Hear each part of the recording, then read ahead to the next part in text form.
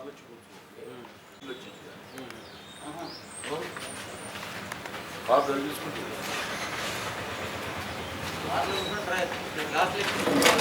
దాదాపు 2 కిలోమీటర్లు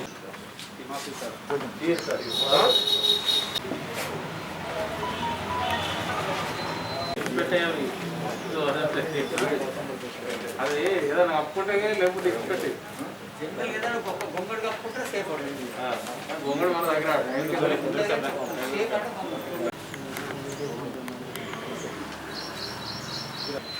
తెలంగాణ రాష్ట్ర ఏర్పాటుకు నవభారత రాజ్యాంగ నిర్మాత బాబాసాహెబ్ బిఆర్ అంబేద్కర్ గారికి ఉన్నటువంటి అనుబంధం మనకు తెలియదు. అంటే ఇది ప్రత్యేకంగా ఎందుకు చెప్పాల్సి వస్తుందని చెప్పంటే వాస్తవంగా ఆనాడు రాజ్యాంగం రూపొందించేటువంటి సమయంలోనే రాష్ట్రాల సరిహద్దుల మార్పిడే కానీ నూతన రాష్ట్రాల ఏర్పాటే కానీ రాష్ట్ర విభజనే కానీ రాష్ట్రాలకు సంబంధం లేకుండా కేంద్ర ప్రభుత్వ పరిధిలోని అంశంగా ఆర్టికల్ 3కి అనుగుణంగా ఆర్టికల్ 3 and 4కి అనుగుణంగా కేంద్ర ప్రభుత్వ విచక్షణ అధికారానికి బాధ్యతలు అప్పగించడంతోనే వీళ్ళు తెలంగాణ రాష్ట్ర ఏర్పాటు కల సాకారం కావడం జరిగింది. ఇవాళ అటువంటి బాబాసాహెబ్ బిఆర్ అంబేద్కర్ గారి ఆలోచనలే కానీ స్ఫూర్తి తెలంగాణ ప్రజానీకానికి అందింప చేయాలనేటువంటి ఒక ఆలోచనతో ఏదైతే అన్నాడు 14th April 2016 హుస్సేన్ సాగర్లో వాళ్ళ బుద్ధ విగ్రహం సమీపాన 125 అడుగుల ఎత్తుతో అంబేద్కర్ గారి విగ్రహాన్ని నెలకొల్పుకునే విధంగా దానికి తోడు వారి ఆలోచనలు ముఖ్యంగా దళిత సమాజ ఉద్ధరణకు సంబంధించి ఇవాళ విద్యార్థులు ఇంటలెక్చువల్స్ వారికి ఒక స్టడీ సర్కిల్ రూపొందించాలనేటువంటి ఒక భావనతోని లోయర్ ట్యాంక్ బండ్లో ఉన్నటువంటి ఒక అంబేద్కర్ సముదాయాన్ని తొలగించి ఆ స్థానే 15 అంతస్తులతో అంబేద్కర్ టవర్ స్టడీ సర్కిల్ నిర్మాణం చేపట్టే విధంగా శంకుస్థాపన చేసుకోవడం జరిగింది. 15 అంతస్తులతో భవన నిర్మాణాన్ని చేపట్టబడింది. అంటే ఈ 2 శంకుస్థాపనలు చేయబడి 5 సంవత్సరాలు గడిచిపోయింది. ఇవాళ ముఖ్యమంత్రి గారి విలాసవంతమైనటువంటి నివాస వసతి గృహం ఏదైతున్నదో ప్రగతి భవన్ సంవత్సర కాలంలో నిర్మాణం పూర్తి చేసుకొని ఇవాళ వినియోగంలోకి వచ్చింది. యావత్ తెలంగాణ రాష్ట్ర దళిత సమాజానికి వినియోగపడే విధంగా నిర్మాణం తలపెట్టినటువంటి యొక్క మళ్ళీ 15 అంతస్తుల టవర్ భవన నిర్మాణమే కానివ్వండి, ఇవాళ మనకు స్ఫూర్తిదాయకంగా నిలిచే విధంగా నవభారత రాజ్యాంగ నిర్మాత అయినటువంటి బాబాసాహెబ్ బిఆర్ అంబేద్కర్ గారి విగ్రహ ఏర్పాటు చేయడమే కానీ ఇంతవరకు ఏదైతుందో కార్యరూపం దాల్చబడలేదు. ఇప్పుడు ముఖ్యంగా దళితులకు సంబంధించి ఎస్సీ సప్లాన్ రాజ్యాంగంలో ఏదైతుందో నిధులు వెచ్చించబడే విధంగా మనకు రాజ్యాంగంలో హక్కు కల్పించడం జరిగింది. ఏ విధంగా అయితే దళితులకు ఎస్సీ ఎస్టీలకు జనాభా ప్రాతిపదికన రిజర్వేషన్ సౌకర్యం కల్పించబడాలని చెప్పని రాజ్యాంగం నిర్దేశించిందో అదేవిధంగా రాష్ట్ర ప్రభుత్వం వెచ్చించేటటువంటి నిధులు కూడా జనాభా ప్రాతిపదికన వెచ్చించబడే విధంగా రాజ్యాంగంలో కూడా పొందుపరచండి. దానికి అనుగుణంగా నాడు ఉమ్మడి రాష్ట్రంలో ఆంధ్రప్రదేశ్ ఉమ్మడి రాష్ట్రంలో ఎస్సీ సప్లాన్ మనం ఏర్పరచుకున్నాం. తెలంగాణ రాష్ట్రం ఏర్పడ్డ తదుపరి ఆ ఎస్సీ సప్లాన్ పేరు మారుస్తూ ఎస్సీ స్టేట్ డెవలప్మెంట్ ఫండ్గా దాని పేరు మార్చింది. Sorry, not state, SC special development fund, sorry,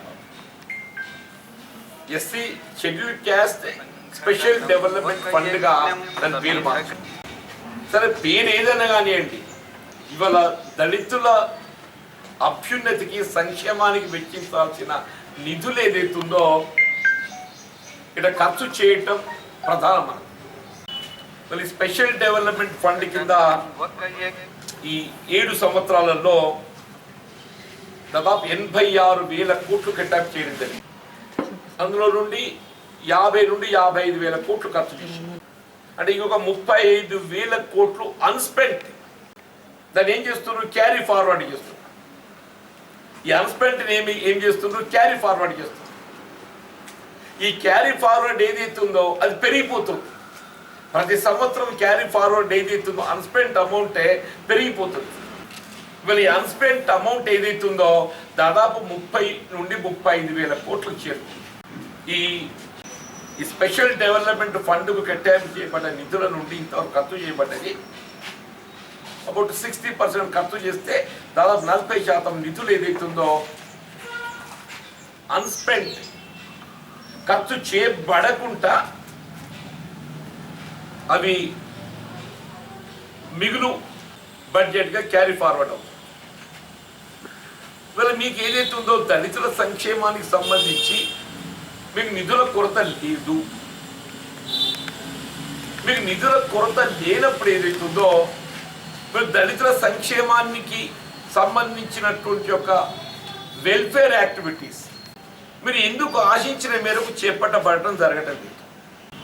ఇవాళ దళితులకు సంబంధించిన గృహ నిర్మాణ కార్యక్రమం రాష్ట్రం ఏర్పడి 7 సంవత్సరాల కాలం గడుస్తున్నది.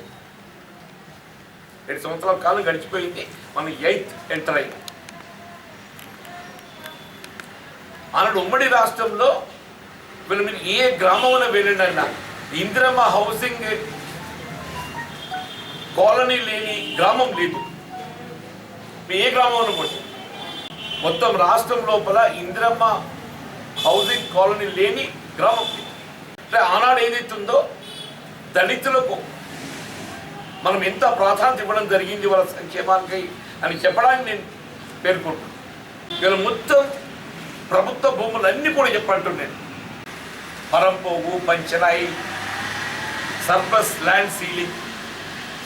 ల్యాండ్ సీలింగ్ ఇవన్నీ కూడా కనీసం 50% దళితులకు హక్కులు కల్పించే విధంగా కనీసం మినిమం ఇంకో రెస్ట్ 50% వీకర్ సెక్షన్ ఈ విధంగా మొత్తం ప్రభుత్వ భూములు ఎక్కడ కూడా మిగులు లేకుండా పంపిణీ చేయడం జరిగింది.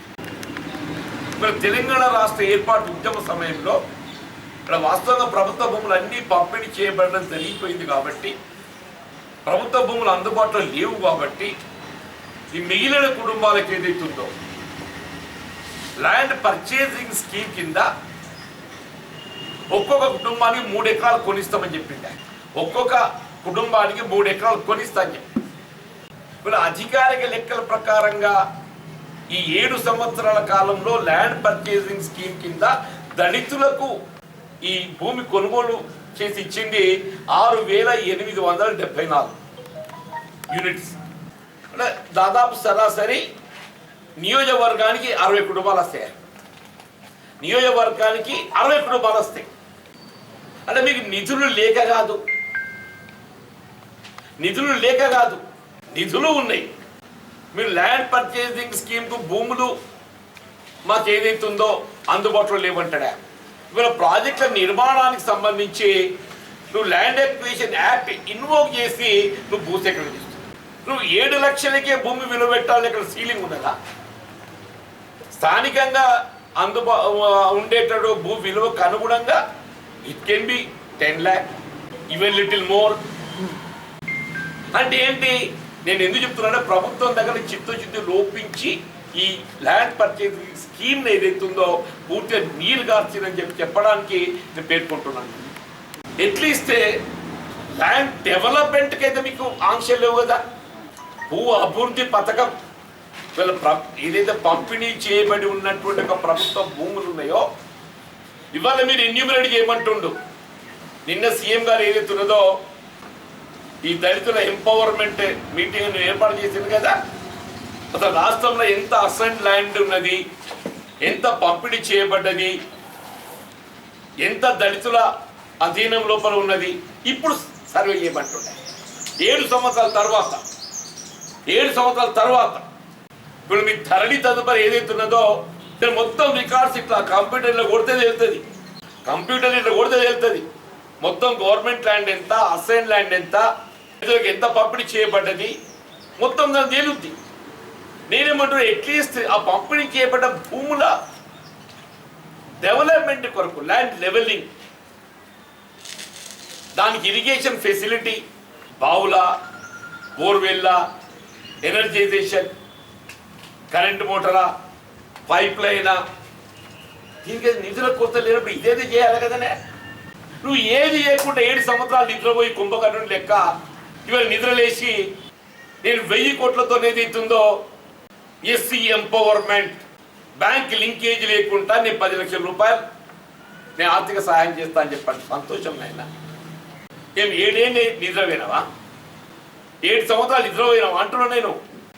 2014 మొట్టమొదటి శాసనసభ సమావేశాల సందర్భంగా 2014 మొట్టమొదటి శాసనసభ సమావేశం సందర్భంగా అది మొదటిదో రెండవదో నేను స్వయంగా శాసనసభ లోపల ముఖ్యమంత్రి గారి దృష్టి తీసుకెళ్ళాను. బ్యాంక్ లింకేజ్ లోపల ఏదైతున్నదో ఇలా సెలెక్షన్ ఆఫ్ ది బెనిఫిషరీస్లలో బ్యాంకర్ దాన్ని డామినేట్ చేస్తుంది. మీరు అందులో బ్యాంకర్లను పక్కన పెట్టండి, లబ్ధిదారుల ఎంపికలో ఏదైతుందో బ్యాంకర్స్ పక్కన పెట్టండి. మన రాష్ట్ర స్థాయి ఉన్నత అధికారులతో డివిజన్ లెవెల్ ఆర్డీఓ గారితోనా మీరు జిల్లా కలెక్టర్ గారి ఆధ్వర్యం లోపల ఒక కమిటీ వేసి సెలక్షన్ ఆఫ్ బెనిఫిషరీస్ బ్యాంక్ అధికారికి సంబంధం లేకుండా లబ్ధిదారులు ఎంపిక చేయండి. చేసి ఆ లబ్ధిదారునికి ఏదైతుందో గవర్నమెంట్ సబ్సిడీ ఎంత ఇస్తారో మీరు, బ్యాంక్ ఏదైతుందో ఎంత ఇవ్వాలి. మీరు గవర్నమెంట్ ఎవరికి ఇండికేట్ చేస్తే వాళ్ళకి ఇచ్చేసారు బ్యాంక్. సీఎం గారు ఏదైతుందో అంటే ఓపెన్గా శాసనసభలో జీవన్ రెడ్డి గారు ఆలోచన బాగుంది, డెఫినెట్గా గో బై ఇట్. మీరు స్పెషల్గా ఏదైతుందో సమావేశం ఏర్పాటు చేస్తారు బ్యాంకర్స్తో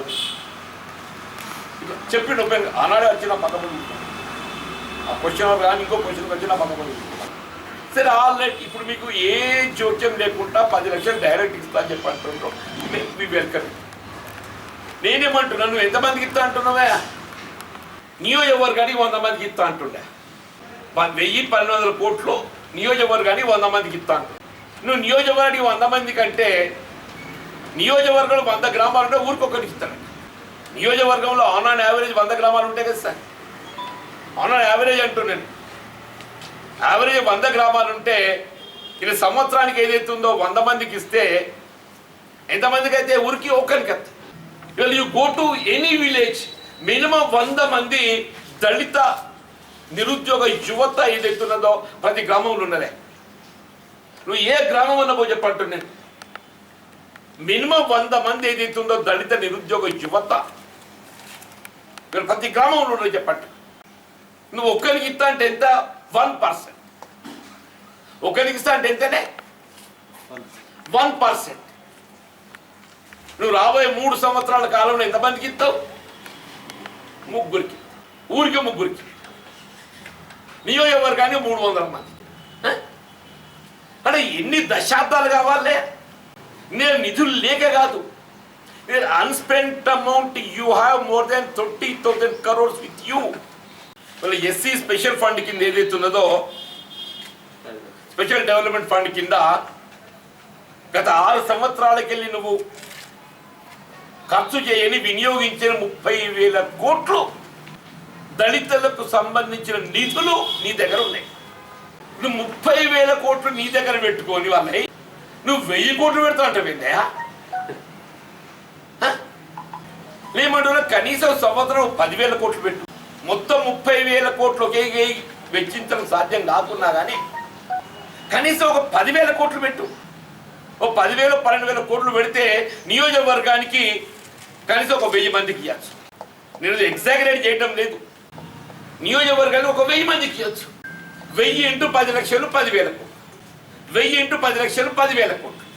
రాబోయే 3 సంవత్సరాల కాలంలో ఇంక్లూడింగ్ 21-22 బడ్జెట్తో సహా, ఇంక్లూడింగ్ 21-22 బడ్జెట్తో సహా, ఇది కాక ఇంకా 2 బడ్జెట్లు వస్తాయి. ఈ బడ్జెట్తో కలుపుకొని 3 బడ్జెట్లు ఉంటాయి నీ దగ్గర. నేను చెప్పేది బ్యాక్లాగ్ అంటున్నా. నేను చెప్పేది బ్యాక్లాగ్ అన్స్పెంట్ 30,000 crores ఉన్నాయి. వాళ్ళ హక్కు అది. అది దళితుల హక్కు అంటున్నా నేను.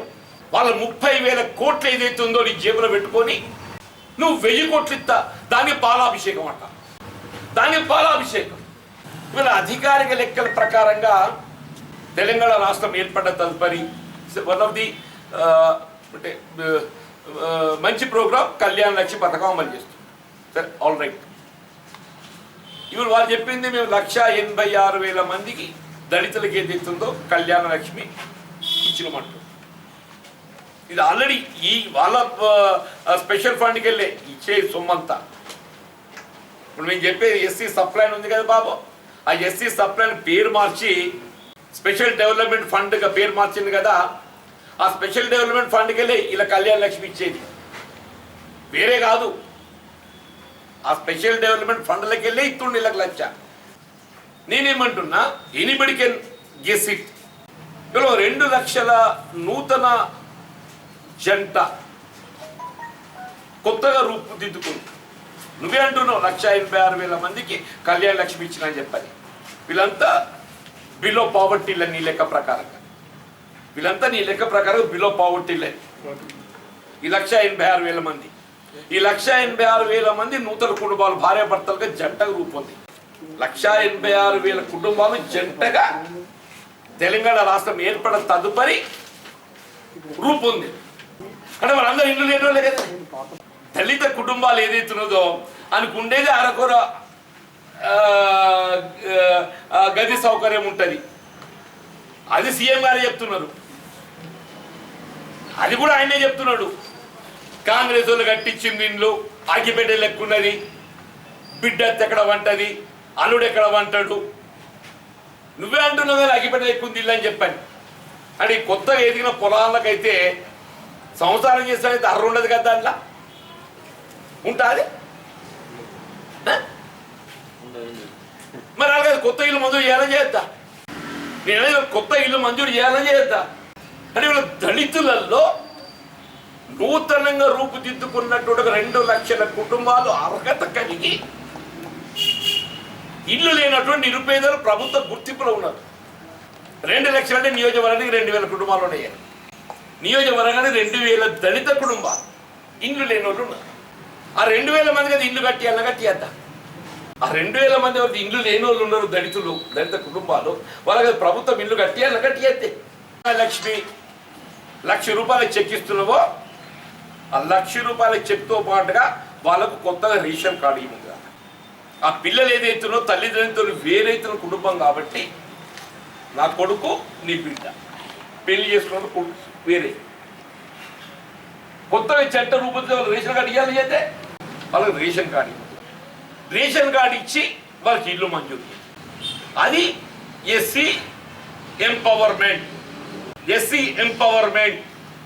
కనీసం ఉండడానికి ఇల్లు, సంసారం చేసే ఒక గది, సంసారం చేసే ఒక గదే అంటున్నారు తెలంగాణ రాష్ట్రంలో దళితులకు.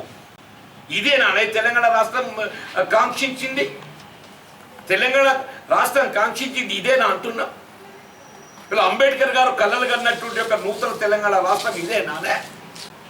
ఇలా 6 ఏళ్ళకు నిద్రలేసి నేను 1000 కోట్లు ఇస్తా అని చెప్పి అనగానే నేను అదేందో అనుకుంటున్నాను. 1000 కోట్లు అంటే వీ డిమాండ్. ఇవాళ కాంగ్రెస్ పార్టీ పక్షాన ఏదైతుందో ముందుగా నీ ఆలోచనకు అనుగుణంగా, నీ వాగ్దానానికి అనుగుణంగా, నీ ఎన్నికల ప్రణాళికకు అనుగుణంగా, నీ ఆలోచనకు అనుగుణంగా, నీ వాగ్దానానికి అనుగుణంగా, నీ ఎన్నికల ప్రణాళికకు అనుగుణంగా ఏ ఎస్సీ సప్లైన్లో వీళ్ళు స్పెషల్ డెవలప్మెంట్ ఫండ్గా దాన్ని రూపొందింపజేసినవో అందులో ఉన్నటువంటి unspent amount for the last 6 years 30,000 కోట్ల పై చిలుకుని దగ్గర. దాన్ని ముందుగా ఏదైతున్నదో ఇలా దళితులు ఉండేటువంటి నిరుద్యోగ యువతకు ఉపాధి కల్పన, సెల్ఫ్ ఎంప్లాయ్మెంట్ కొరకు ఏదైతుందో ఏ బ్యాంక్ లింకేజ్ లేకుండా 10 లక్షల రూపాయలు కల్పించడం సంకల్పిస్తున్నామో, సంవత్సరాన్ని నియోజకవర్గానికి 100 కాదు 1000 ఇస్తేనే అది కనీసం 10వ వంతు అవుతుంది. 1000 ఇస్తే ఊరికి 10 మంది అవుతారు. నువ్వు ఊరికి ఒక్కరికి ఇస్తా అంటున్నావు, నేను 10 మందికి ఇవ్వమంటున్నా. ఆయన ఊరికి ఒక్కరికి ఇస్తా అంటున్నాడు, నేనేమంటా కనీసం 10 మందికి ఇవ్వను ఆయన అంటున్నా. న్యాయం ఉందా లేదా? ఊరికి 100 మందికి ఇవ్వమంటలేదు కదా నేను. ఊరికి 10 మంది ఈయన వాళ్ళ సొమ్ము వాళ్ళకి పెట్టు అంటున్నా. ఇది మన సొమ్ము కాదు, దళితుల సొమ్ము. రాజ్యాంగం వాళ్ళు కల్పించిన హక్కు ఇది. బాబాసాహెబ్ బిఆర్ అంబేద్కర్ గారి యొక్క ఆలోచన విధానానికి అనుగుణంగా, రాజ్యాంగ నిబంధనలకు అనుగుణంగా వాళ్ళ కేటాయింపు చేయబడ్డ నిధులు ఇవాళ నీ జేబులో ఏదైతుందో అన్స్పెక్టే మోర్ దెన్ 30,000 crores ఉన్నాయంటున్నా నేను. అవి తీసాల ఖర్చు పెట్టు. ఆ 30 కూడా 3 విడతలు పెట్టు అంటున్నా నేను. 30,000 కోట్లు కూడా ఒకటికే పెట్టు అంటాను నేను. 21, 22 10 పెట్టు, తర్వాత 10, 3 పెట్టు. కొంతమేరకైనా ఉపశమనం, కొంతమేరకైనా ఉపశమనం అని చెప్పి అంటారు. వీళ్ళు బ్యాక్లాగ్ పోస్ట్ నేను భర్తీ చేస్తా అంటుండే. వీళ్ళు దళితుల్లో ఏదైతుందో హెచ్ఓడి డిపార్ట్మెంట్ ఏదైతుందో దాదాపు 7,000 బ్యాక్లాగ్ పోస్టులు ఖాళీ ఉన్నాయి అంటున్నాను. ఇది రాజ్యాంగం కల్పించిన హక్కు. ఇది బ్యాక్లాగ్ పోస్ట్ ఏదైతుందో రిజర్వేషన్ విధానాలకు అనుగుణంగా ఇది వాళ్ళ హక్కు అని చెప్పి అంటున్నాం. అది కల్పించు. ఈ డిలేకు బాధ్యులు ఎవరే? నువ్వు కాదా? ఈ జాప్యాన్ని బాధ్యులు నువ్వు కాదా అంటున్నా నేను. వీళ్ళు 7,000 మంది ఫీల్డ్ అసిస్టెంట్సే పాపం. మహాత్మా గాంధీ జాతీయ గ్రామీణ ఉపాధి హామీ పథకం ఇది కేంద్ర ప్రభుత్వం రూపొందించి వీళ్ళ గ్రామీణ ప్రాంతంలో దళితులకు ఏదైతుందో ఇంత ఆసరా చేకూరుతున్న పథకం వీళ్ళ ఈ గ్రామీణ ఉపాధి హామీ పథకం అని చెప్పండి. అందులో ఫీల్డ్ అసిస్టెంట్స్ విధులు నిర్వర్తించేటటువంటి ఒక 7,000 మందిని వాళ్ళ జాబ్ చార్ట్ సమీక్షించాలని చెప్పని నిరసన వ్యక్తం చేస్తే 90% ఆఫ్ దెమ్ ఆర్ ఎస్సీస్. ఈ ఫీల్డ్ అసిస్టెంట్స్లలో 90% మంది దళితులే. ఇదేనా ఇది దళిత సంక్షేమం? వాళ్ళు ఏ పాపం చేసిందే?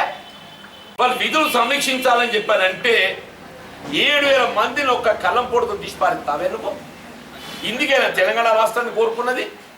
వీళ్ళ పాఠశాలల ఊడ్పరులు, స్కావెంజర్స్ 25,000 మంది. ఇప్పుడు సంవత్సర కాలంకి వెళ్ళి ఏదైతే ఉందో బళ్ళు బంధువులే నడతలేవు కాబట్టి ఉడిచేటోడు లేకున్నా ఉడెక్కుతుంది. రేపు బళ్ళు మొదలైతే పంతులు ఉడుచుకోవాలి. పంతులు ఈ 25,000 మంది స్కావెంజర్స్లలో 20,000 మంది దళితులేనే. 25,000 మంది స్కావెంజర్స్లలో ఊడ్పరులలో 20,000 మంది దళితులే అంటున్నాను. అంటే స్కావెంజర్స్ పేరట 20,000 మంది పొట్టగొడుతున్నాం వాళ్ళు తొలగించి. ఫీల్డ్ అసిస్టెంట్ 7,000 మంది పొట్టగొడుతున్నాం తొలగించి. ఇదేనా నీ దళిత ఎంపవర్మెంటే? కొద్దిగా మానవత్వం చూపెట్టాడు నేను. ఆ ఫీల్డ్ అసిస్టెంట్ స్కావెంజర్స్ ఏదైతుందో ఇవాళ నేను ఆర్భాటాలు చేసిన దళిత ఎంపవర్మెంటే. నిజంగానే కొంత అది ఫలితం ఇవ్వాలంటే వాళ్ళకింత వాళ్ళ ఉద్యోగాలు పునరుద్ధరించు అని చెప్పాలి. వీళ్ళ హౌసింగ్ స్కీమ్ 2 లక్షలు అంటే ఎక్కువ ఉంటాయి. నేను కొత్తగా రూపొందిన జంటనే చెప్తున్నాను. అదర్ ఇండ్లు లేని నిరుపేదలు కూడా చాలా మంది ఉన్నారు. కొత్తగా రూపొందించిన జంటనే 2 లక్షలు. వాళ్ళకి ఏదైతుందో ఇల్లు కట్టించడం మన బాధ్యత కాదా? అది దళిత ఎంపవర్మెంట్ కాదా? What is Dalit empowerment? ఉపాధి, సంసారం, మొగుడు పెళ్ళం కలిసి బతకాలని కోరుకోవడం కూడా ఈ సమాజం లోపల తెలంగాణలో హక్కు లేదా? అసైన్ ల్యాండ్స్ డెవలప్మెంట్ ప్రోగ్రామ్ నువ్వా కొత్త ఎక్కడ భూమి ఇచ్చేది లేదు. కనీసం ఉమ్మడి రాష్ట్రంలో పంచబడ్డి ఇవాళ అధీనం లోపల ఉన్నటువంటి యొక్క కుటుంబాలకు దాని డెవలప్మెంట్ కొరకు ఏదైతుందో నువ్వు ల్యాండ్ డెవలప్మెంట్, చదువు కొరకు, సాగునీటి వసతి సౌకర్యం కొరకు, విద్యుత్ సౌకర్యం కొరకు, పైప్ లైన్ల కొరకు ఇవన్నీ ఏర్పాటు చేయవాలి. That is SC empowerment. వీళ్ళు కేవలం ఏదైతుందో ఆర్భాటంగా సమావేశం నిర్వహించగానే కాదు, ఇవి చేయబడ్డప్పుడు ఏదైతుందో మేము కూడా పాలాభిషేకం చేస్తాం. కాంగ్రెస్ ఉన్నాం కూడా.